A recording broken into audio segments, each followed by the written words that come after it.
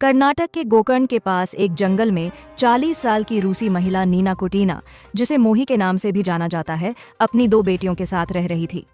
Police को इसकी जानकारी मिली तो उन्होंने एक टीम भेजी और महिला भी उसकी बेटियों को वहां से निकाल लिया। पुलिस का कहना था कि जिस जगह वे रह रहे थे वहां भूस्खलन का खतरा था और जहरीले सांप भी मौजूद थे जो उनके लिए खतरनाक हो सकता था। हालांकि नीना ने समाचार एजेंसी ANI से बात करते हुए अपनी कहानी साझा की। उन्होंने बताया कि जंगल में रहना उनके लिए एक अच्छा अनुभव था। नीना ने कहा कि वे वहां भूखे नहीं थे और न ही उनकी बेटियां किसी खतरे में थीं। उनकी बेटियां खुश थीं, वे झरने में नहाती थीं, तैरती थीं और आराम से सोती थीं। नीना ने बताया कि वे मिट्टी से आकृतियां बनाते थे, पेंटिंग करते थे और अच्छा खाना बनाकर खाते थे। उन्होंने यह भी कहा कि वे पागल नहीं हैं, जैसा कि कुछ लोग बता रहे हैं।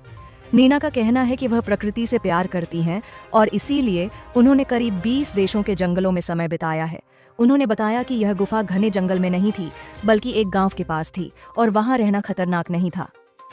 नीना ने सांपों के बारे में भी बात की। उन्होंने कहा कि जंगल में सांप दिखना सामान्य था, जैसे कई बार सांप लोगों के घरों, रसोई या बेडरूम में भी चले जाते हैं, इसलिए वह इसे बड़ा खतरा नहीं मानती। वीज़ा को लेकर नीना ने कहा कि उनका वीज़ा अभी खत्म नहीं हुआ था, जैसा कि पुलिस दावा कर रही थी। उनका कहना है कि पुलिस ने उनका पुराना पासपोर्ट देखा, लेकिन उनका वीज़ा हाल ही में खत्म हुआ है। नीना ने बताया कि वे 2017 में भारत आई थीं और उसके बाद 4 देशों की यात्रा कर चुकी हैं।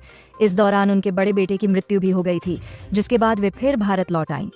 पुलिस ने नीना और उनकी बेटियों को गुफा से निकालकर पहले एक आश्रम में ले जाया, फिर कारवार के एक महिला केंद्र में रखा।